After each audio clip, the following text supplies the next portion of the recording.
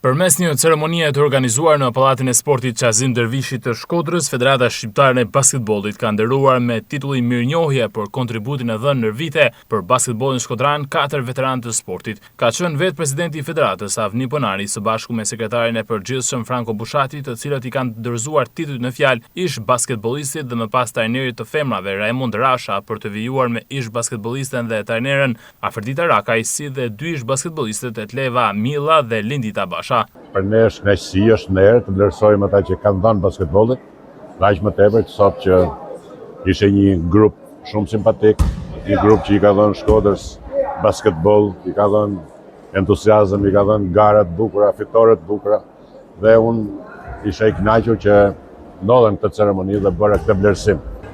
Mas e kënaqur, por një kuriozitet duhet më diftu.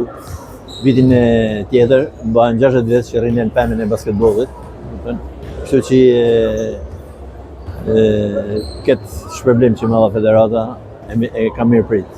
Jam vërtet e emocionuar që ndodhem sot në këtë ambient dhe njëkohësisht e privilegjuar. Jam një ndër ato që kam kontribuar në klubin Vllaznia dhe kam pasur nderin ta mbaj me mirë panelin e Vllaznisë. Ju uroj vajzave të vazhdojnë dhe të kemi plot suksese në këtë sport bukur. Shumë e kënaqur.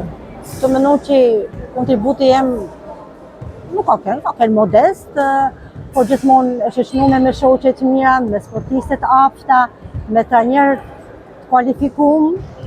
Kam dhënë edhe unë në mesën time për këtë sport. Me majtë ekipin e Vllaznisë në ato nivele ku ka qenë, sepse gjithmonë ka pas ekipe të forta konkurrente. Prandaj jam shumë e kënaqur.